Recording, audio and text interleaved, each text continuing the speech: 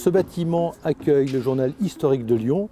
Il s'agit d'un quotidien, Le Progrès, et il abrite les journalistes, l'administration, les services publicitaires et à l'origine également la télévision qui s'appelait TLM.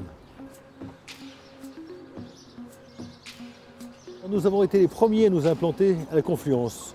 Donc on nous a donné une parcelle qui était en bord de Saône, mais également en bordure de la voie Montrochet, puisqu'on commençait l'aménagement de l'ensemble de la Confluence.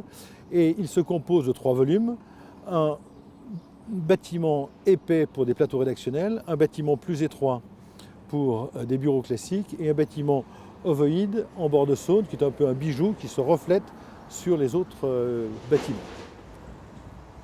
Le concept général du bâtiment, c'est le jeu de 2 containers posés en bord de Saône, en porte-à-faux sur la rue Montrochet.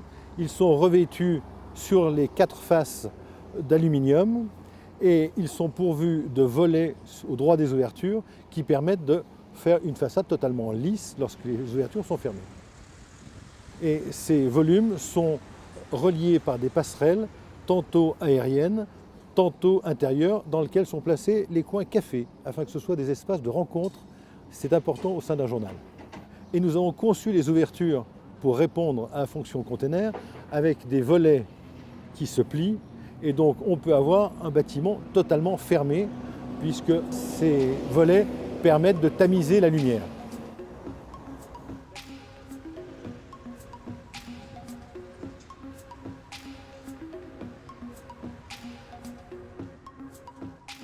Alors, nous avons différencié chacune des façades. Les façades est et ouest sont celles qui sont pourvues du volet pare-soleil. La façade sud dispose, elle, de grands balcons qui permettent d'avoir une vue sur la Saône, et ces grands balcons font pare-soleil naturellement puisque le soleil est au zénith au sud.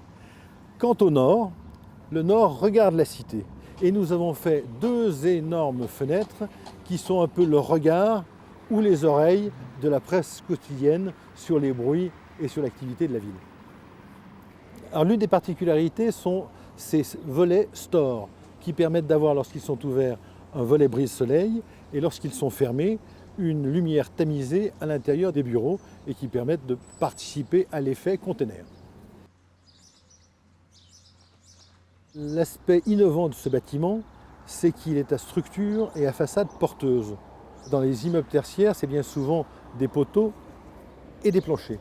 Donc là, nous avons souhaité que les façades soient porteuses. C'est pour ça que l'on revoit en façade la trame du bâtiment tous les 5,40 m, puisque nous avons un meneau toutes les 5 ouvertures, et qu'à ce meneau est accroché des poutres qui soutiennent des planchers de grande largeur, puisqu'on porte jusqu'à 17 mètres de large.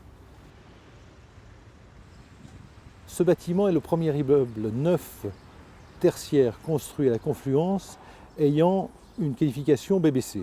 Nous avons souhaité profiter de l'inertie du bâtiment au niveau des façades et de la structure des planchers. Donc cette inertie nous permet de conserver la fraîcheur ou la chaleur du bâtiment et nous l'avons donc isolé par l'extérieur et nous avons créé des dalles très épaisses de grande portée sans poteau intermédiaire. Ce petit bijou, il est en béton brut, c'est un béton verni qui se projette sur un fond métallique. Nous avons retenu l'aluminium pour les qualités de recyclage quand même de ce matériau qui peut se recycler. C'est une peau originale puisque nous avons dessiné les perforations et ces perforations allaient avec la logique que nous avions au niveau de nos volets pare-soleil. Nous avons utilisé donc ces 4000 plaques d'aluminium perforées qui sont aussi un clin d'œil aux plaques que l'on utilise pour la fabrication du journal en offset.